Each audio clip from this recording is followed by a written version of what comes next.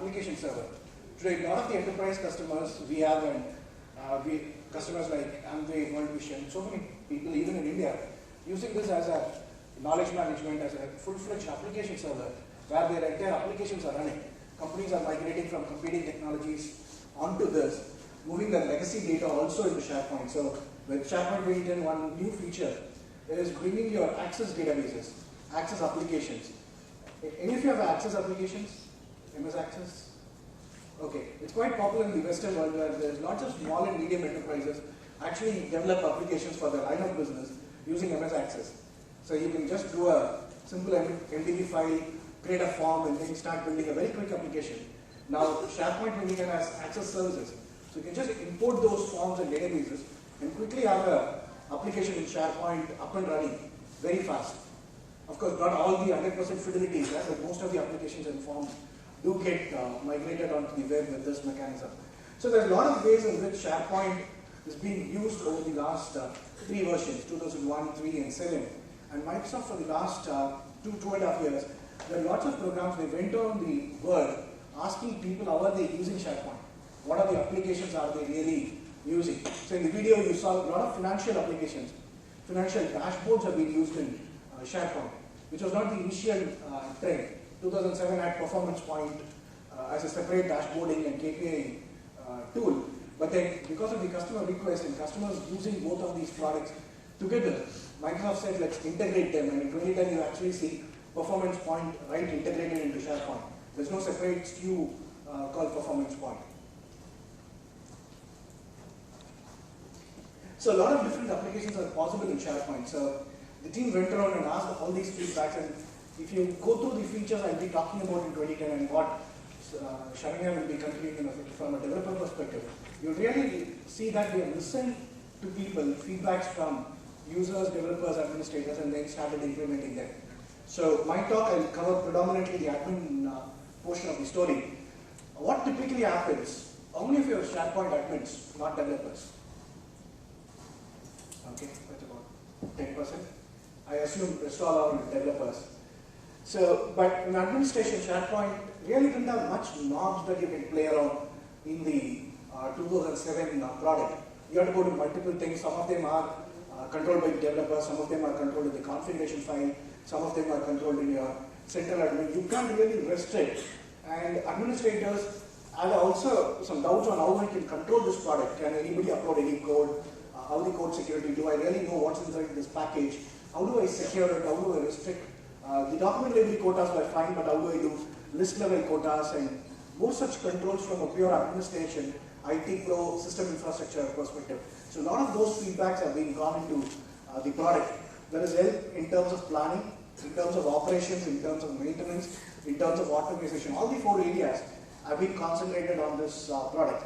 If you take planning, there's a lot more. The services architecture, which I'll be talking about as I go along, is very different in 2010. You don't have the SSPs, which makes the whole thing in one single place very difficult to manage. Now you have separate service applications, which are easily manageable. You can start them, stop them, you can control, configure them all from a single place. And these databases also are being isolated. So earlier all the SSPs were kind of sharing the same content databases. You didn't have much control over what you can really do with them.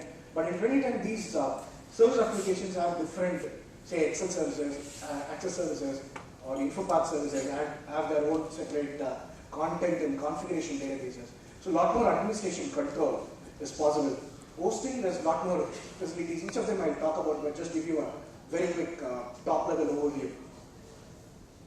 There's hosting available. You now have shared hosting providers also supporting SharePoint because there's granular security available. You can do sandboxing of what code runs, what permissions, what APIs can they call, and they don't run on your IaaS process. They run on a separate sandboxed SharePoint process. Similarly, in authentication, one of the other big requirement has been we don't have Active Directories, or these users are not in AD. I want them, my customers to come in, my suppliers to log in, and they don't have AD, and I don't want to do password management for them. So you can now use OpenIDs, Live IDs, and those plugins are available. It's not out of the box, but there are third parties who offer that in 2010. And you can also customize Live ID. It's not a big thing. There are articles on the internet how you can go about doing them. But there is a claim-based authentication support that's available in 2010 now. There's also database mirroring, which is again a very most requested feature, so that's available now.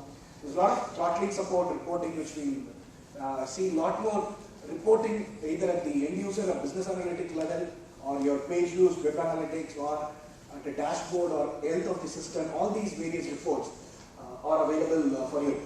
And most important, from an admin perspective, the central administration is really central administration. You can do all of the things in one single place, and it's quite interesting. And then maintenance, a lot of things in SharePoint, repetitive tasks. Most of you would be spending your time on doing the same task again, creating sites or removing some users, removing some permission. And as your site grows, it all is fine. As they say, babies are fine when they are small. And I have a theory as a father of a 7-year-old son that they listen to us for the first 2 years, and then we start listening to them as parents. So similarly, the site looks good initially. You start developing on it, and lots of users start using it.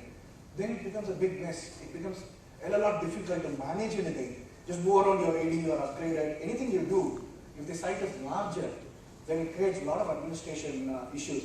Now, how do you manage them? So we cannot stop them from growing. They have to grow. Then that's only the use of the product.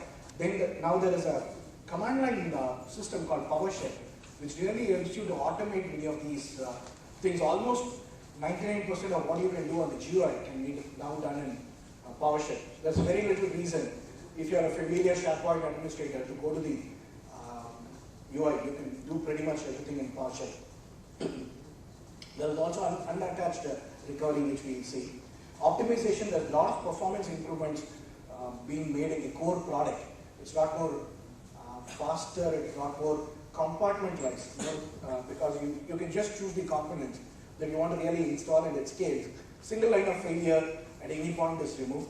And there's a lot of health rules. The server can monitor itself even without using another third-party products or even Microsoft System Center, but they add more power. The basic product itself can look at hard disk running out, or users going beyond quota, things like that, and it can most of the time self-correct and let you know by an email.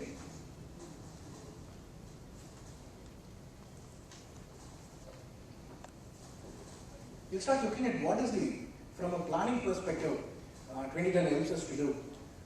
These are the required hardware. This is a 64-bit only product, so it doesn't run on 32-bit operating systems.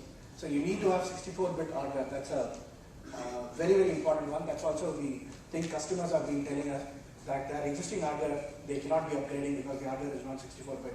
But Microsoft decided to do this because one of the most requested feature was the list size to be increased. Now the list can be millions of rows and performance doesn't really degrade. One of the earlier problems, if you had large list in SharePoint, the rendering of those pages really took a lot of time. Now those have been optimized. The rendering is a lot more intelligent. You can also do throttling, as we'll see later. But for doing all this, Microsoft had to decide that they got to expand this onto 64-bit. Only 64-bit gives them more than 4 GB of RAM. That's one of the most important reasons why they decided to do only on 64-bit. There is no 32-bit version even for development. So even if you are wishing to you want to do it on a development machine, you've got to have 64-bit. In my machine, it's a laptop, but most of these laptops, the last 2 years that they ship are all 64-bit, so you shouldn't have any problems. Any hardware that shipped in the last 2 years. So Windows Server 2008 R2 is recommended. SharePoint 2010 obviously. SQL 2008 or 2008 R2 is recommended. The 2005 can also work, but 2008 is recommended. And the most recommended configuration is 2008 R2 Windows and 2008 R2 SQL Server, and on top of it SharePoint 2010. The one other most frequently requested feature has been we want to install SharePoint on a development machine on a client Windows.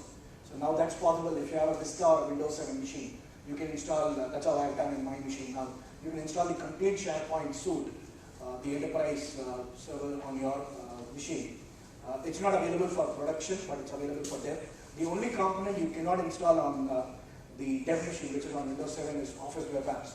So in my laptop, I currently don't have the Office Web Apps. So if you need that, you need to be installing this on a Windows Server product.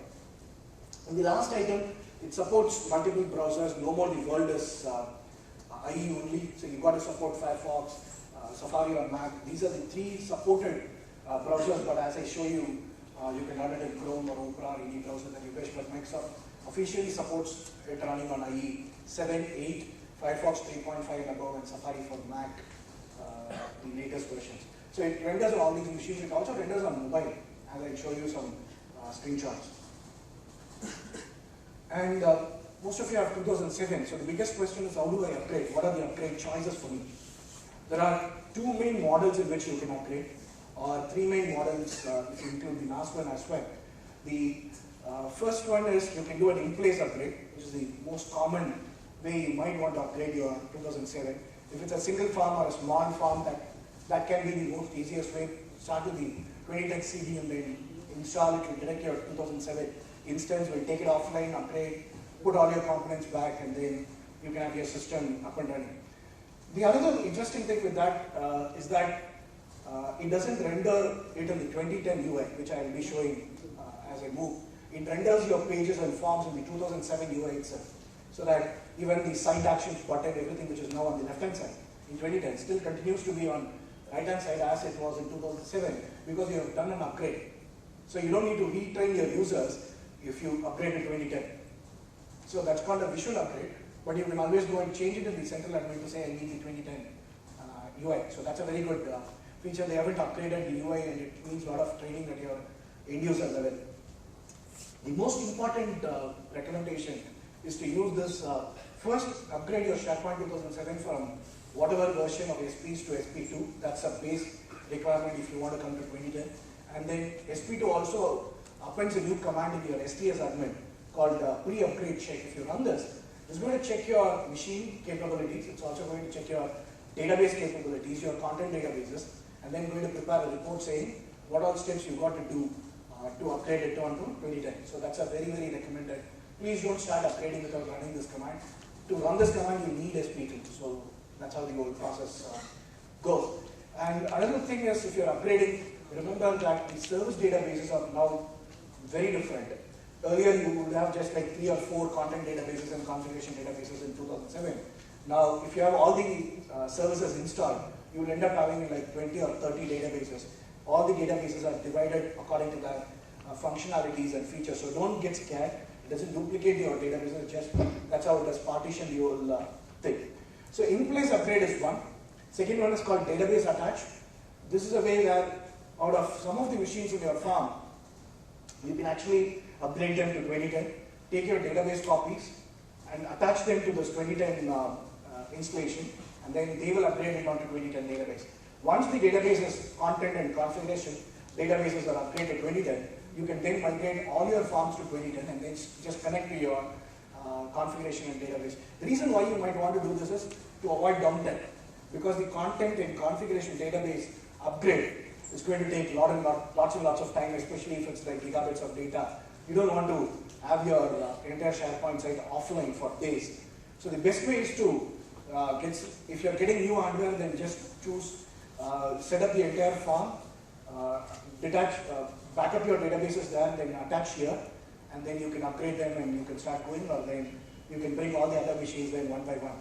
So your existing setup just keeps running, and then you can have this parallel thing. Only thing is, in which case, the common question is, what happens if people start appending data onto my 2007 database? Let's keep running. So you might want to lock it down as a read-only database. Now, SharePoint 2007 SP2,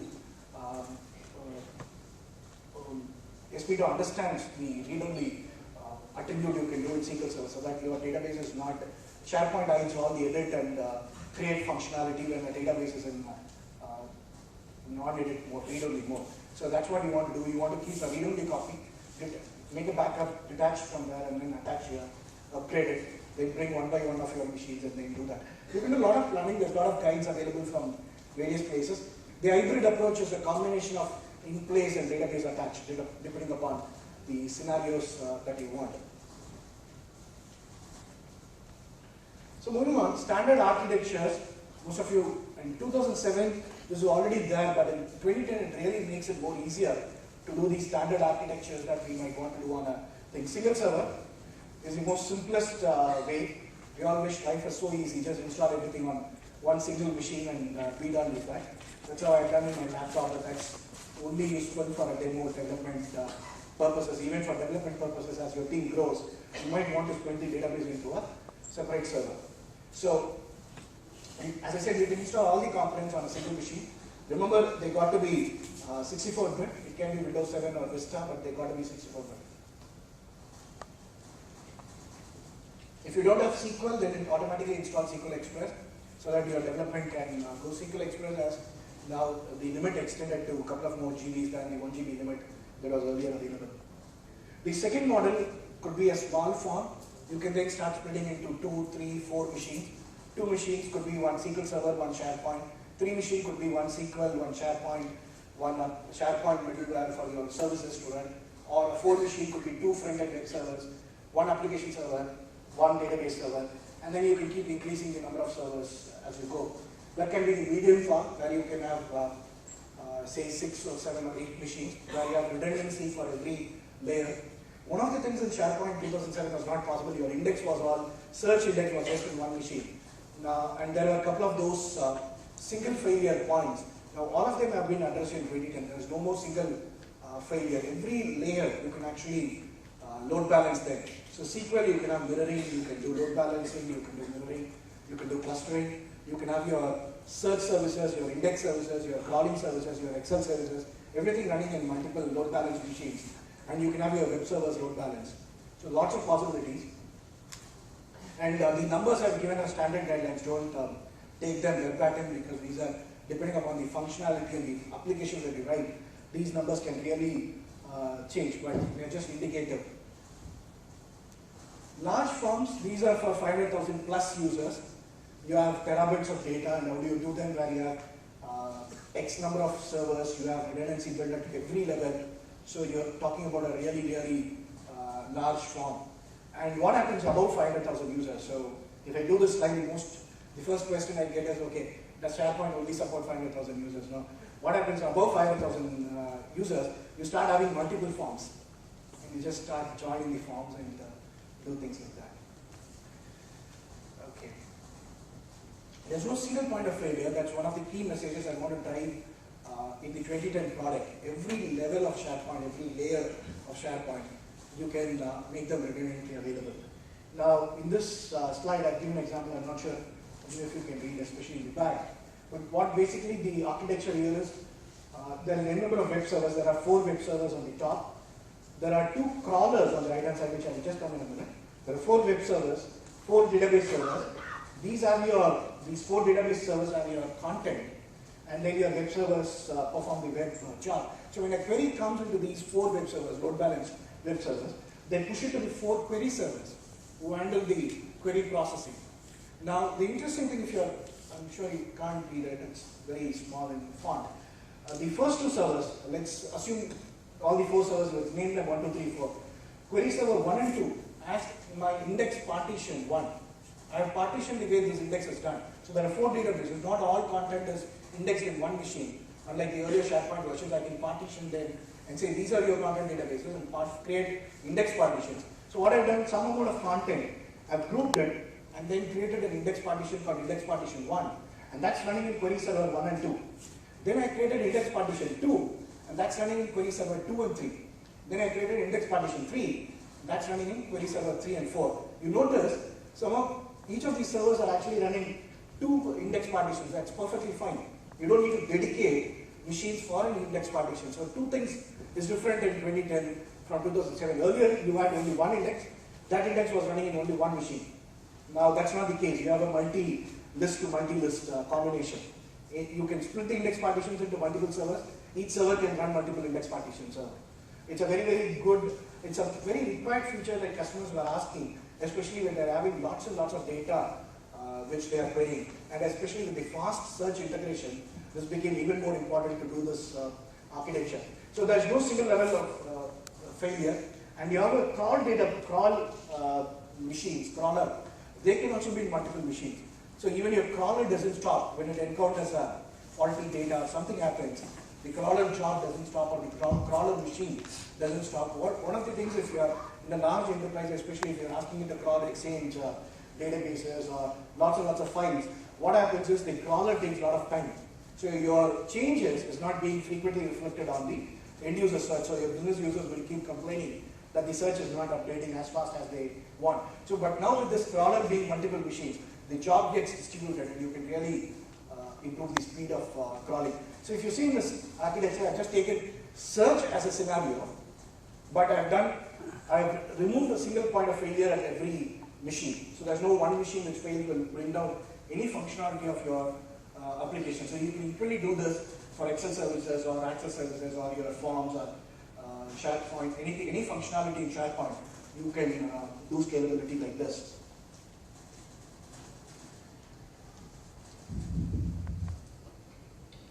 This was the point, file uploading. You have to really go into a place to figure out where it is. Now, just by the UI changes, you can really find out it's very easy to change things. Then let's go into this resource throttling, which is a little bit more interesting. And you can set the distributed threshold, number of items that your database operation can return. So people don't run a query that returns 1 million records and your entire SharePoint server is coming down. So you can limit the list query. You can set the auditors and administrators. You can give a little bit more additional threshold for your auditors and administrators. And you can also set daily time window for large queries. This I think is a little interesting feature. So your business users who want to run a query definitely should return a lot of results. You can actually say please come late or early, something if you can manage, but that's a good option. If it's a weekly thing and things like that, it's quite useful to do that. There's the resource throttling, a lot of things, and you can also do how the log is for that is maintained, how many days you want to keep these logs, etc. All this is in one single place. Your workflow management is again here. It's a very intuitive UI. Outgoing email configuration. Most of this, if you recollect in 2007, are already there, but where in full screens and you have to go the screen here, the context of it is very, very clear. Okay, this is new in 2010. SMS. Earlier in 2007, you have to get third parties or you have to look up your own code to do SMS alerts, which pretty much is now, especially in India, taken for granted. You come out of your ATM, you need an SMS to come out. Most of the time, my SMSs come before I get the money. So that's a problem, sir. Money doesn't come. And you have to, if you're banking like me with a public sector bank, you have to go and tell them money hasn't come. And how do you prove? If you get the money, you can prove I got the money. You didn't get the money. So if a crime is committed, you can prove. Crime is not committed, what do you do? So you can do that, but you need third party for this. Obviously, you need an SMS gateway to connect. So they basically give you a URL and URL endpoint and a username and password, and you'll be paying them. So just put them and you get SMSs. Okay. I thought the last 10 days, the Ayodhya thing was the peaceful days. We all didn't get the marketing messages, correct? So they just wish they have more of those court cases available. Anyways. So this is your SharePoint Designer. You can actually enable disable SharePoint Designer, which also is good if you find people messing up with SharePoint Designer. You can just quickly take it off. So the idea, if you see here, all those things that you can do in a web application is one single place, and it's easily discoverable for you. Okay, so you've seen that. We'll just go back. Systems, you can manage your servers in this form. You can add servers, as I said, that require a pass-face in this. And you can see what all services are running. Stopping and starting is in a different place. I'll just come to that. And you can manage services that are running. You stop, start, everything is available. And this is the most important one thing I want to highlight here. If you see earlier, the SSP architecture, if you recall 2007, was splitting up as service providers, and then you had those services on this. Here, it's a much more streamlined architecture from a developer perspective. And I'm sure Sharanya will be covering, touching upon this, where the service application architecture is different from the earlier 2007 model. It's a lot more granular. You can develop service applications a lot more easier and then put them here. The interesting thing from an admin perspective, you can start and stop them independently. There's no much dependencies between them. And in this case, I've started all the services, and one single place where all this can be done. Configure email, most of this will be done in the last screen itself. You can manage forms, form solutions, form management. You want to deactivate some options. A lot of those you can do feature options right from here. Social networking features, spell checking feature, do you want them, you don't want them, you can configure a lot of those from here. Okay, let's go into monitoring. This is kind of, a lot of things are new here. You have this new section called Health Analyzer, which is completely new in SharePoint 2010. This tells you the problems that it has found in this particular machine. Right now, hopefully it shouldn't have any issues. One of the other things it also does is, if there is a problem, the minute you log into central administration, in the top portion here, you will see a red bar. In this machine, there's no problem. Of course, it's a demo machine, I haven't done anything very daring.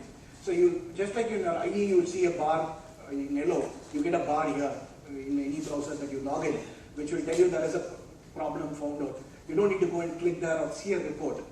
Now, you can also start adding your own problems here, so that it's a single repository if you want to keep those issues.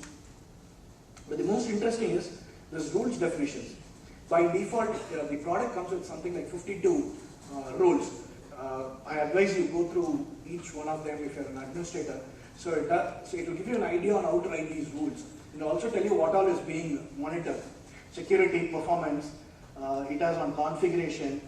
So about 52 or 57 is available here. So these are the basic rules that the system out of the box comes with. So you can start defining your rules. What are these rules? Typically these rules are saying my CPU is more than this percentage. My C::and hard disk has run out of space, or this particular list has got more items than I initially thought it should be. Or you designed an application to sit on a farm and the farm list is like growing. You don't want it to grow. Or your log file is really big, or your backup is due. Any of those things. There is a mechanism for doing that, so you can create a rule. And then the system starts running those rules on the periodicity that you actually say it to do. This is where again ribbon comes into really use. You can actually edit this item using the ribbon, and there's alerting. So whenever there is a report out of this, you can have the standard SharePoint process kick in, alerting system, and you can have the alert. You can also have the SMS alert if you have configured the mobile thing. Because this old rules is now on a list. You can programmatically add rules, you can configure the rules using the APIs, you can start them, stop them, you can have alerted. All the SharePoint functionalities you get, even on the system administration components, so that's pretty cool. And developers have complained on the timer jobs, on the performance, on the speed of timer jobs in SharePoint 2007 that's been addressed now. Timer jobs run their own services, they're a lot more granular, threaded, you shouldn't have those issues. You can check the job definition, status, pretty much more or less what you had in the earlier versions, but more streamlined. And this section is again a lot of new things here. You have health reports, you have administrative reports. You just click one or two of them. In this case, I don't have any. Okay, this is an interesting report. But I haven't run this machine for some time. Okay, let me see if I get some report. Okay, so what that particular report actually should be doing, if I browse my site, I think I have emptied my content database yesterday. So, but imagine this. Okay, the thing it's called slowest pages. So the entire system, what all your pages which are running slower are given in this particular report. So in this case, I haven't, my content database is like really empty, or I haven't used it. There's no log for it to crunch it. But in a production database, once you enable this particular feature, before the user comes back and says that my pages are slow, these are the slowest pages you will know. So you can tell your developers, especially in a development environment, it's quite useful to find out what are your slowest pages and top active users. So this is another useful thing from an administrative perspective. So you know who's your most active user, ensure they are happy, then your SharePoint, the others don't really come and bother you. So it's a pretty neat trick to find out who are using it most. Lots of those configuration things we can do. I just showed the analytics. Earlier we had to go for third-party analytics. SharePoint analytics was very basic, but with 2010 that's been improved a lot. And you have almost all the basic web analytics that you'll be asking for: page views, unique visitors, referrers, queries, destinations, browsers, whatever you name. Again, I don't have data in this, but you get the idea. The referrers, destinations, whatever you ask for, it's available. The other interesting things, a lot of those reports also come with beautiful graphs. Many of these reports have excellent graphs along with them. We'll see once we go. Okay, so let's move on. Backup. This is another area where there's a lot of improvements being done. One of the most features asked has been, I want to back up at a site level or a site connection level, very granular level backup, and I want to restore it in a different box. Earlier, what you had to do is, it's a document library, you copy paste in Explorer view, you have to put it on the other farm, which was the easiest way, but then you become the owner of those documents. You lose who's the actual owner, when was the created date, metadata is lost, and all that. You don't need to do that. You can now do a very granular backup. This is your regular farm level backup. You can also do a very granular level backup here. Let's just run that. So you can choose your site collection, you can drill down to the level you want and then start backing them up. And you can give them the names you want. This was available earlier, but then the granular backing up is a new feature that's available for you now. Okay. Security. There's a lot of things. Claim-based authentication, as I said, is a new thing here. You can also configure a lot of the permissions from here. Self-service site creation. These were earlier available as one single page, all these functionalities, but now they are more neatly categorized into sections. This is the area I thought I'll talk about. This is the registered managed account, which is the problem, as I was talking about. You had service accounts, but how do you manage those password changes to manage with your corporate rules of password change, etc. The way you do that is you register your username password here, and then you say enable automatic password change. What is your rule? Password is rated, change the password 2 days before expiry, notify you by an email, when, what, and then you can say, okay, once you do this, you give it a name and you say, okay, the SharePoint site is going to do password management. It's going to watch what's your password redundancy rule, and 2 days before it's going to change the password, send you an email that the password is changed, and everybody is happy. And you can also say SharePoint doesn't allow you to set your own password for change. It decides what's the password from a random rule, but you can actually say what's your password rule here. You can define what is your password change rules. Okay, the notification, who do you want it to be told, and all that settings. So it's quite useful. So you don't need to remember. Earlier, a lot of administrators I know have done a note or a task in Outlook to say, I need to go and change the service administration password, or you have to write your own custom scripting to do it. Now, all this becomes in a single place. And because SharePoint is changing the password, it knows the services that are running on this password. So it won't change those passwords at that place, so you don't need to do that. It's an automatic thing. Just set the services. Those service username and password that you're using, just come and put it in this managed account, and things are automatically taken care. Now this is a different thing. This is your configuration. What service runs on what account. So that setting is available here. So basically what you do is you set your password change setting, come and add it as, set your service accounts to run with respective accounts, and then come and do the managed account so that the password is managed. Once SharePoint starts managing, please don't go and change, because then the whole thing is going to go out of sync. Okay, upgrade we saw, most of this was available. You had the license type, you can upgrade from a standard version now. There are pretty much 5 versions of SharePoint Foundation, which is free. Then there is standard and enterprise for the enterprises. Then you have the SharePoint for internet sites. That also has a standard and enterprise edition. So you can give your product keys and do an in-place upgrade. You can enable enterprise features on existing sites and pretty much do a lot of those migration things here. Review database status. This again is useful once you are upgrading or doing a detach-attach upgrade mechanism. You can come and check whether all your databases are perfect. So if you notice 2007 users, you will notice the number of content and configuration database has really increased. Now it's about 20 or 25. Each of the services runs in its own database account. You can check the upgrade sessions, everything. Okay, let's just go to the last couple of settings and then we come back to the slides. So these are other general application settings. You can set your designer, you can set your site directory, search, reporting, and etc.